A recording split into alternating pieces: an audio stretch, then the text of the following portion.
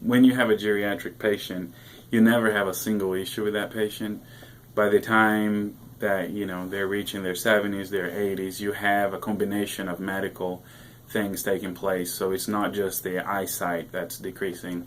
It's not just the mental status and mentation of the patient that's declining, but you usually have a combination of disease processes that are, so to speak, colliding all at once in that patient's, age, 70, 80, 60, whatever it is. So it's not just one medical issue usually.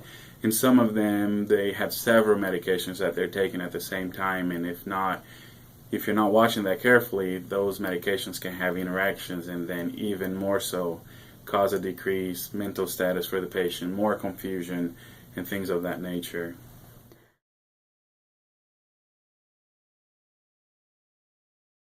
We tried to convince him not to drive whenever we went and saw him at his home, and he was really adamant that he was going to drive. Then we mentioned, well, we are going to inform the DMV that you should not be driving and they may be taking your license away, at which point he said, well, they can take my license away, but they can't stop me from driving.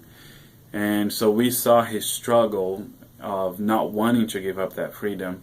And then I noticed that something made sense with him whenever the practitioner mentioned, what if, it's not intentional, but what if while you're driving you hurt someone? What if while you're driving you don't notice that there's a 12-year-old on the road and you accidentally kill that child? What would you do? And that really struck with him. He was taken aback and he thought about, not wanting to harm someone, even though it wasn't meant to happen, but being aware of the possibility of hurting someone, potentially killing them, that made him think. And I think that's what started changing his mindset at that meeting.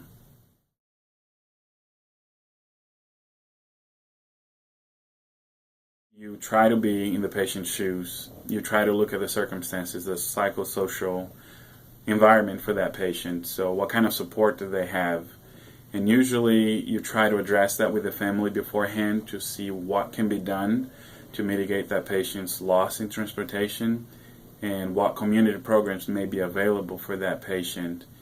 So you go about that way. If the patient is still reluctant, you also don't want to put the family members in a bind by saying, well, your kids are saying that you should lose your license.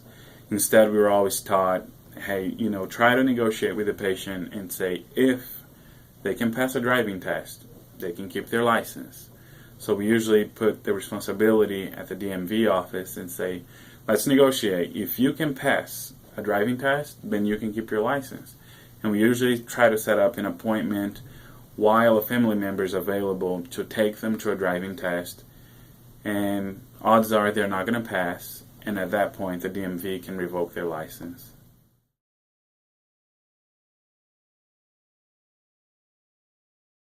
Definitely say so, because when you're approaching the situation, it can't just be looking at the patient or just the family or just society as a whole. It definitely takes somewhat of a team approach to try and help these patients. So you're looking at the legal standpoint with the DMV, and then you're trying to help the family, because not just the patient's life is going to change, but the family's life is going to change.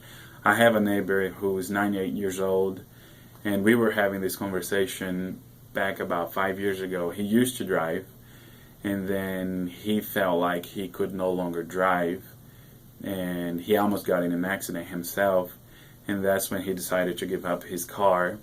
And now his family, they come by every day. Every day they're right next door checking on him, and instead of a car, he drives a little scooter in the neighborhood, and he feels like he can go buy his groceries and not harm anyone. So he had enough insight to see that it was dangerous for him and others. Not everyone has that, and so that's where the family comes in, as well as medical practitioners, to try and help in this situation.